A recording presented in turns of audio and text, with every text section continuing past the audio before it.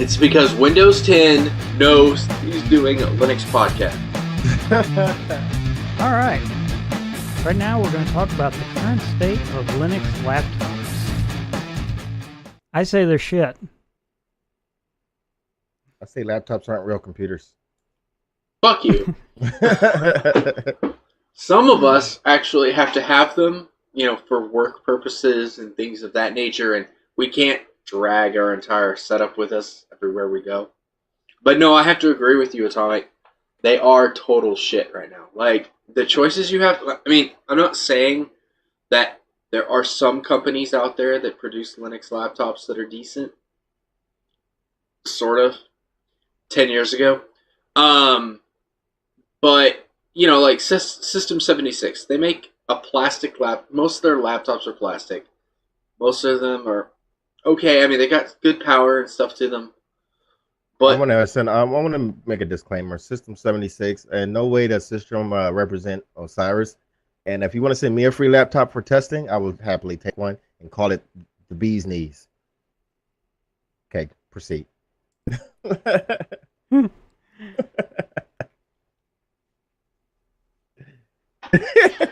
What are you eating? Must be really good. Saltines. Because I'm a cracker eating crackers. They don't.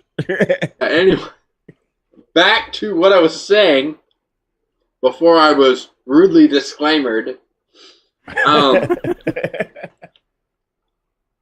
The deal is that I've gone through and I've looked at different laptops, and I'm looking to replace a 5-year-old laptop, preferably with something equal or better than that laptop previously. So the deal is that it needs to be, what I would really like is something like a Samsung 9 series style laptop, like a design, the same kind of like that, but built with Linux in mind. And I understand you've got the Librem laptops, okay, and that's great, and their philosophy is, interesting, but I want a work laptop. I want a laptop that has the features, has good standard features, something I could go to Best Buy to buy, something I could go to Walmart and buy, or I could order it offline or off online, whatever. It doesn't really matter. But it's just, the point being is I want a laptop that is as good or equal to or better than a lot of the computers that you could buy today. And because, we're moving to that point where, even though Osiris says that laptops are not real computers, I will tell you this. A good laptop with a good graphics card in it, there are gaming laptops now that I hands down would say are better than some of the counterparts that you could buy from the store that's a desktop. But for me, it's like, I want a good laptop. And I want a decent one that does all the things that I want it to do. And I would say, because a ThinkPad for me, that's great, but no. There's things I want to do on a laptop that I just can't do on a ThinkPad. There's things, I don't know, I have certain requirements. And they're just not being met, and I don't like it. I'm sticking to. And I would think by now that they would have decent Linux laptops, in my opinion, that are worth my money. And I'm not talking like I want a cheap, $200 or $300 laptop, or $400 or $500 laptop. If I wanted to do that, I'd just buy a Chromebook and reimage it. I'm talking $1,200, $1,300 quality laptops. And I'm just saying, for that same price range, System 76 does not have a true laptop, in my opinion, that's that kind of quality. That's my personal $1,300. That's about the price of a MacBook, right? Or a MacBook Air. Right. So I'm looking for something that's quality set. See, the thing for me though is that I should be getting, if I'm going to spend $1,300, which would be the equivalency of buying a Mac, I should be getting, say a Mac is like a Porsche, right? I should be getting a Lambo for that. That's what I expect. If I'm going to spend that much money, I should get a Lambo. That's what I'm expecting. And I have done that. And that's, the laptop I have. It is an awesome laptop. It costs a lot of money. It's an awesome laptop. And it does the job. And it's all metal. And it's all, and I'd say the laptop itself is beautiful and it does the job, except for it's a little old. And other people will be like, well, it's Linux. It should just, I understand that, but components in it are dying, are going to die because they just have reached a certain age. And, electronics only last so long. And I'm already pushing it. So, anyway. So what is it about the laptops that are shit? So you're saying the current state of Linux laptops, you're actually meaning buying an actual Linux ready laptop. Right, and right. And it's just working out of the box. Yes, yeah. So for me, it's like, is it really worth it to buy a System 76 or a Librem 15 laptop? To a point, because I want to support the Linux ecosystem, yes, it's important to buy it.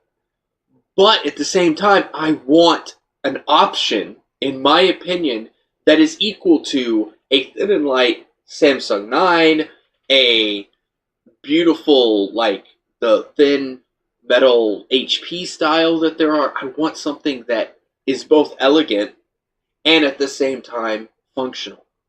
That's all I want. I just want something that's elegant and functional. And at this point in time, Librem 15 let me down because its functionality is okay and the philosophy is great, but it's the price range, but the actual performance in it doesn't match what I wanted to get, And when I just, so I mean, what is it exactly that doesn't, I guess, work for you?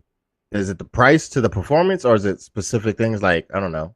I don't think Wi-Fi drivers is still a thing. Is it still a problem? Okay, I want a discrete graphics card, like an NVIDIA graphics card, in the laptop. That's what I want. I want a discrete graphics card in the laptop. That works. And, the drivers for the wireless, I mean, just put Intel Wireless in it. It'll usually function. Not problems with that. But just what I really want is I want, like, either a really nice i5 or a really nice i7 with a discrete graphics card, either an SSD or, just current generation technology. Just basically everything that I don't have right now, performance-wise, is what I want, even though I do have an SSD in this laptop, but it's SATA. It's maxed out to its maximum RAM that it has capability of doing. I would like to be able to have something that has 16 gigs of RAM standard, but I want it thin and light. I don't want this huge, massive hunk of a laptop that I have to carry around. I want something that's small. And that's the problem I deal with right now is, like, they make 15-inch Samsung laptops that are, like, that thick. I just want it Linux ready. I want Linux on it. I want it built in such a way that it's that small. It's not that it's not possible. It's not the manufacturers aren't doing it. It's that they don't have Linux. Like, they're not Linux native. They're running Windows 10 or they're running Windows on it. I don't know. And I don't want to have to go out, spend $1,200 on a laptop and have to repurpose it. Basically, buy a Windows laptop and then have to repurpose it to Linux. I just don't like doing that. I want something. That's kind of a different argument, though. Well, a different topic, not an argument. Now you're talking about the availability of Linux on laptops, and there are several OEMs that do Linux on laptops, including Dell and maybe some other ones, but they're nearly impossible to find. But there is a Dell Developer Edition laptop that might fit your bill, but I don't know. I don't know if you looked at that or not. Nope, I got it and returned it. Wow, why? Because it was crap. Like, to be honest with you, like, there were so many things about it that I had issues with. There were just problems. It was it was a Windows laptop that was repurposed into a Linux laptop. It was not designed ground up to be a Linux laptop. It was a Windows laptop that they pulled things out of, changed components in, and then slapped Ubuntu on it and said, hey, here you go, this is our developer edition, and it's supposed to be Linux ready. And to be honest with you, no. I couldn't just go get Arch and throw it on there without some issues. I couldn't just load anything I wanted on it. There were just problems with it, and so I was like, no, I'm not going to deal with that. And so, yeah, I wasn't happy with it, and so I returned it. So yeah, so I've been on the hunt to replace a laptop. This is the beautiful little bad boy that I've been trying to replace. This little Samsung silver, beautiful little laptop. I like it. It's not super big, but I would like something thinner than this. But you also got to take into consideration when I bought this laptop, this is like 2010. I bought it brand new in 2010. So this was pretty and, top. And it's metal. And I've seen some of the newer thinning lights that they have from Samsung that are super thin. But the problem that I'm dealing with now is getting Linux on it is a pain in the butt. But it's pretty. And it does the job. I don't know. Atomic, so what about you? I know you say they're shit, but surely you could be using a laptop for some reasons. Well, the first problem is, of course, compatibility. It's hard to find a laptop that actually works out of the box with Linux. I've actually gone through this with the Asus X205 TA, which has a little quad-core Atom. Love the quad-core Atom, by the way. Very nice processor. But they had to put the 32-bit UEFI.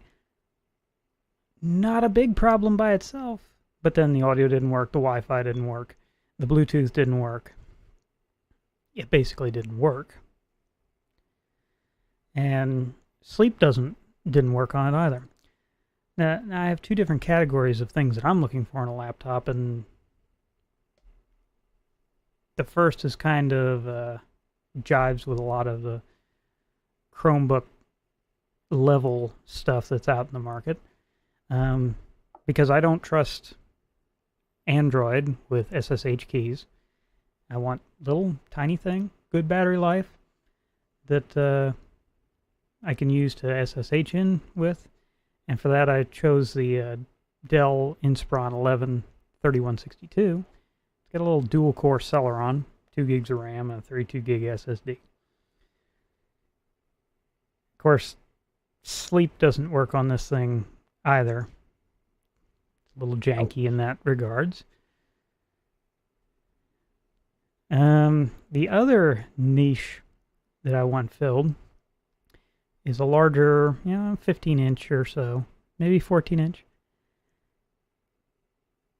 laptop with a 1080p screen.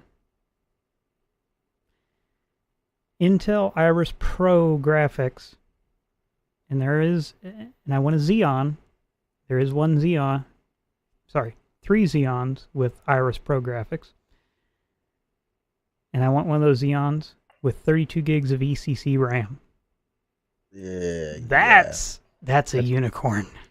Yeah, I was gonna say, I don't know where the hell you even find that at in a laptop. You'll have to show me where that's even possible. Well, actually, in the Inspiron line, Dell actually has one that has a Xeon processor, because they make mobile Xeons, but it's got an NVIDIA Quadro card. I'm like, I don't want that. So, I would assume that if it had a Xeon in it, and you're buying a Xeon laptop, it's going to be a workstation laptop. They're all going to probably have Quadro cards in it, aren't they? Well, have you looked at the XPS 15? Because this particular Inspiron is like identical twin with the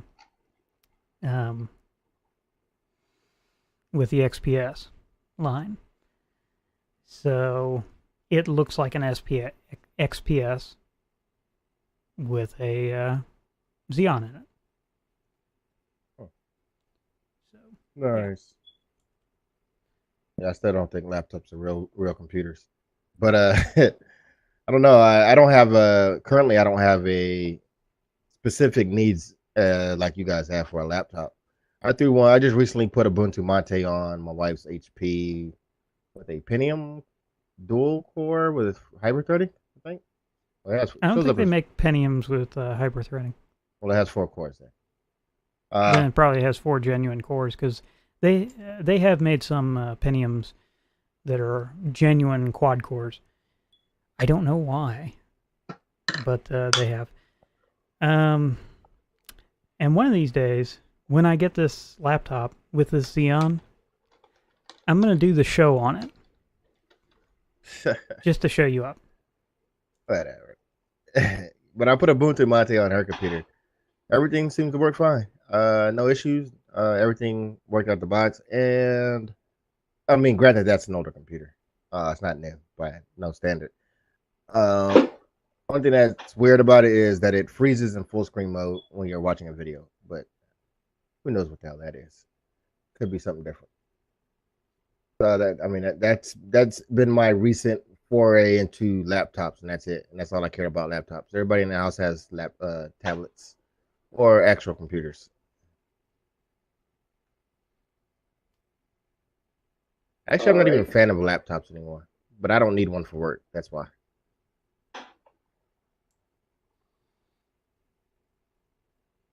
That's all I have including on that part. And he's silent. I just wanted to discuss where we're at. I mean, that's the whole point. I mean, this discussion. You and I both made our statements about where we stand. So, and what our requirements are. I just want something not to be. This is kind of funny. I feel like one of those guys that goes to the car dealership and he's like, I want something fast and I want it to be pretty, and that's what I want. Slap some paint on it and make me happy.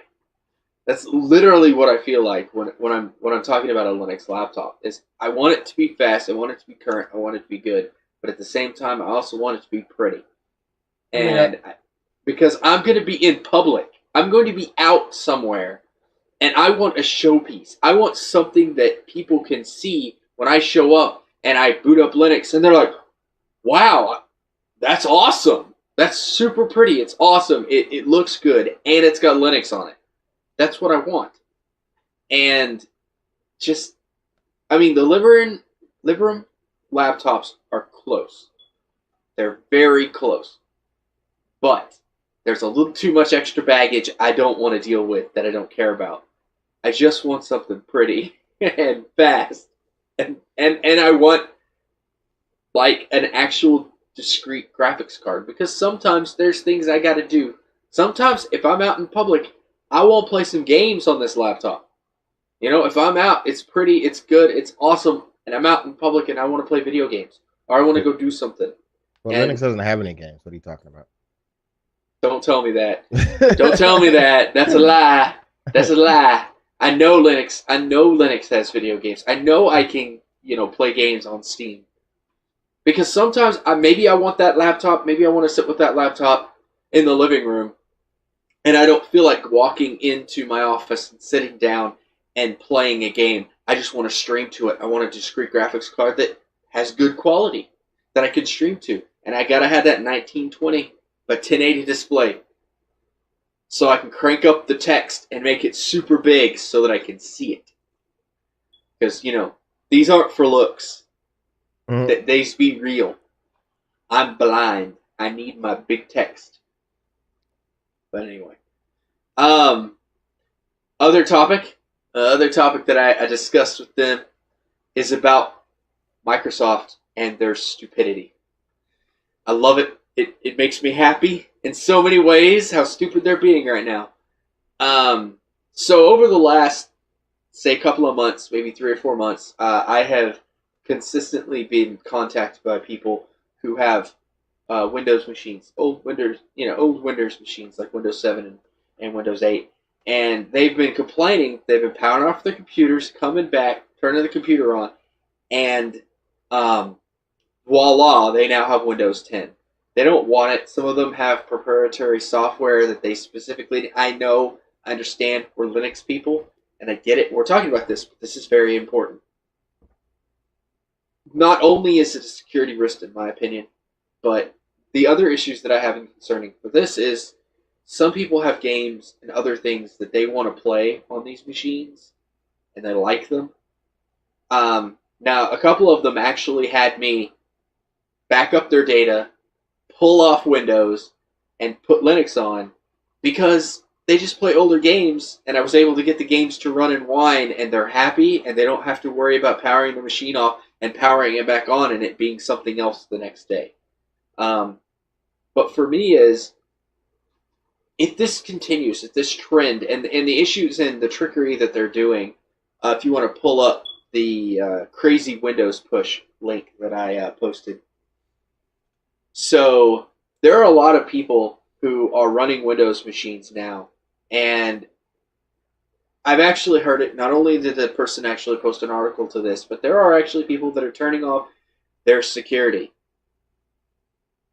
Okay, so if you turn off security features and you turn off stuff, it doesn't matter what operating systems are in the network with you. If your machine gets compromised because you're an idiot, it can compromise other computers in the network. So that's a bad idea.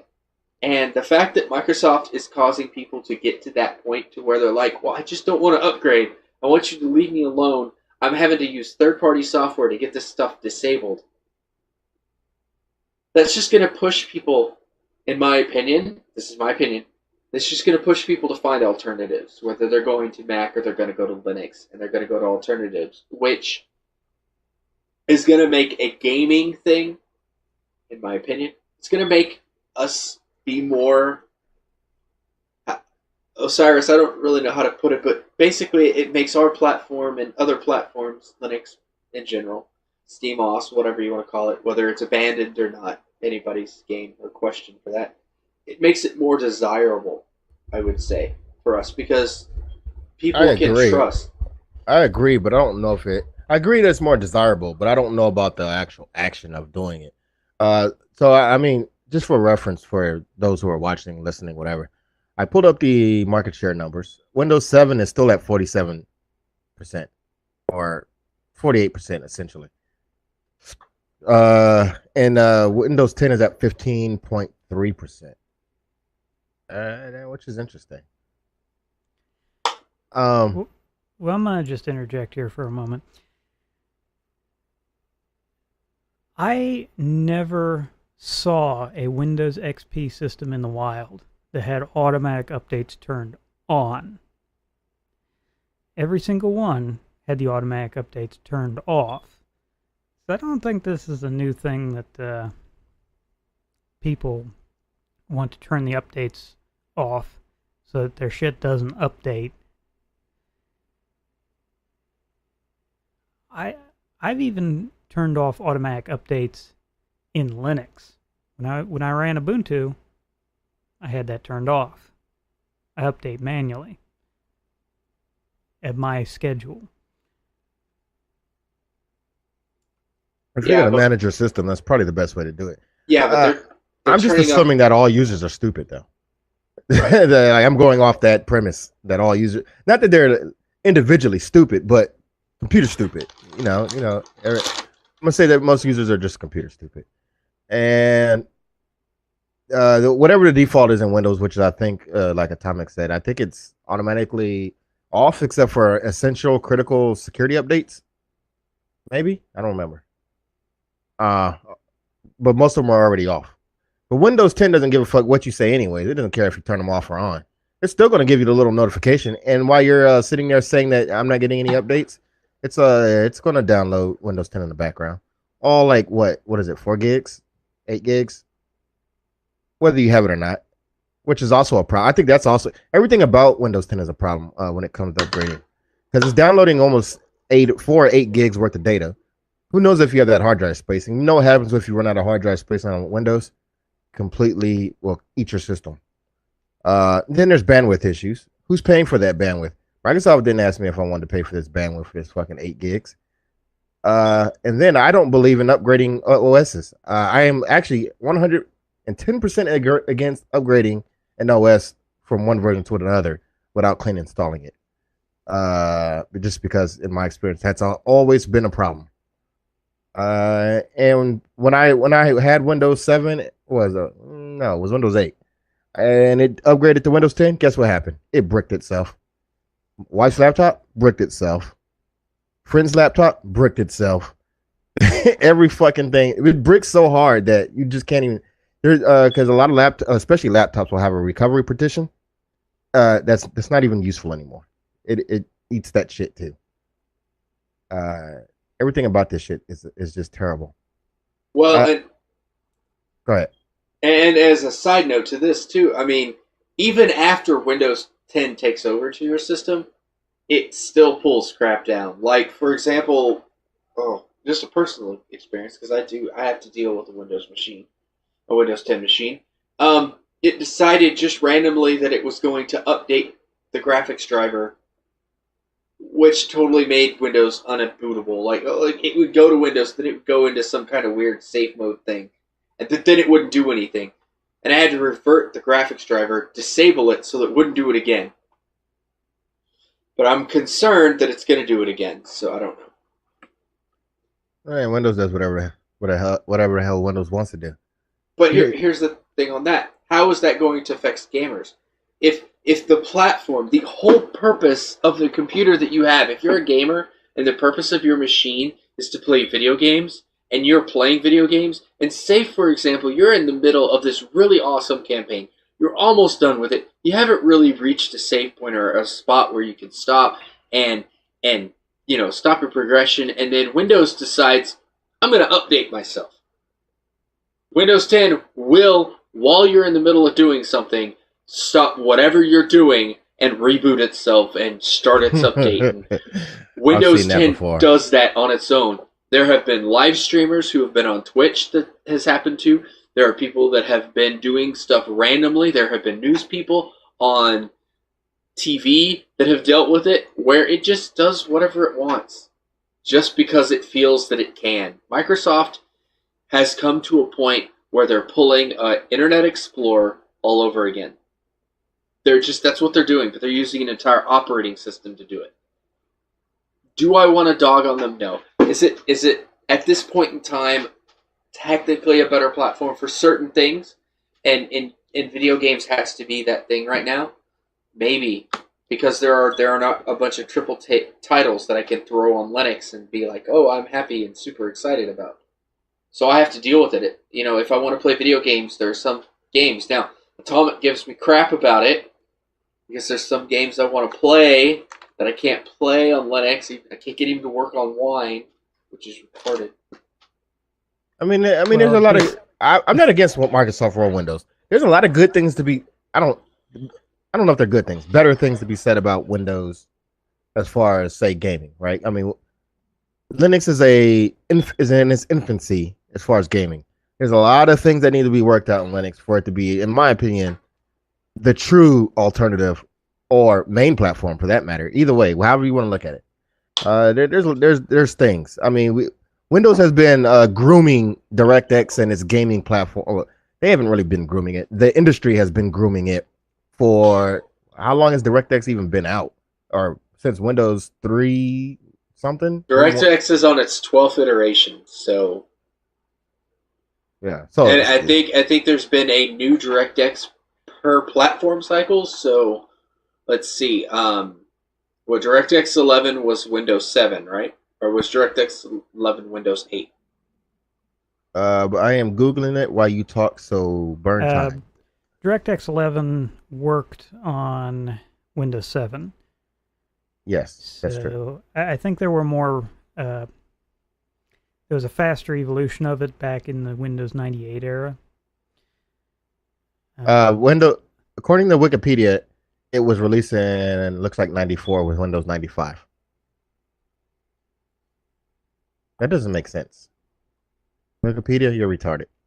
Well, Windows 95 probably came out, in car years.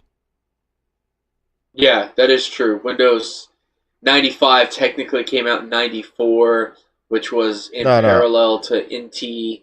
Talk about didn't they make DirectX because they needed the DOS games to work in Windows back in the Windows 3 days?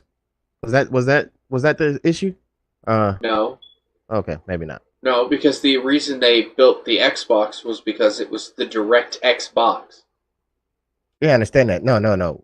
When they wanted to put DOS games on Windows, I thought is when they made DirectX. Not in the Xbox days.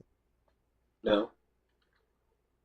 Yeah, I'm pretty sure that's the case. No, because DirectX didn't come out with the Xbox.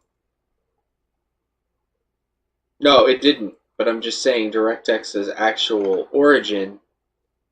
Oh yeah, I was right. See, the first version of the DirectX was released in 1995. It was a Win32 replacement for a DCI in the WinG APIs for Windows 3. So it was a evolution from the Windows 3 stuff, because I remember distinctly what they were trying to do is get the DOS games to work in Windows, because people were like, we don't want Windows because our games don't work. And Microsoft's all like, yeah, we got something, we got stuff for you. You want your fix? We got Dregs, dog. We got Dregs. Yeah, but it was originally created to function with Windows NT 4.0. That's why it was originally engineered, was to work with NT 4.0. Windows 95 just happened to have a side effect to be able to use it. Okay. So. But anyways, the whole point of that whole long ass conversation was it's been around for 20 years. I mean, yeah, 20 years. Yeah, it's had time to slow burn and mature and all that good shit. OpenGL has issues and wasn't supposed to be a competitor to DirectX. Yeah, but see, OpenGL is actually a predecessor to DirectX. OpenGL actually existed 3 or 4 years before DirectX was even created. Yeah, well, I mean, what I'm saying is they were conceived to fix two different problems that aren't necessarily related. Well, no, they're both APIs. Here's the thing. Well, one's for engineering and CAD, one was for gaming. Here's the thing. OpenGL deals strictly with video. DirectX does not deal strictly with video. DirectX deals with the whole architecture. Right. Direct3D, which is a component of DirectX, is what is the equivalent of OpenGL. DirectX also encompasses disk access, memory access, network cards, input, sound. So it's got a lot of other things under the hood. In that respect, it's something we don't have on Linux, and we don't have on Macs either. And it would be nice if we did have some unified system that everybody would code for. Well, that's what Vulkan is for. That's why we have Vulkan, because Vulkan is technically the love child of OpenGL and some other kind of basically, Vulkan is that. That's why Vulkan is really on par a direct competitor with DirectX 12. Go and check out our website, lextechandgaming.com. View our past shows, tutorials, and game reviews. And you can view a blog post I made criticizing Valve about their Steam hardware survey, so check that out. It's an open letter. Yeah. Gabe Newell, call me. I'll teach you how to do business. Wow. And, while you're there at our website, you can find our Twitter, our Google+, the sites that we stream to, and the Steam group, which acts as our official forum.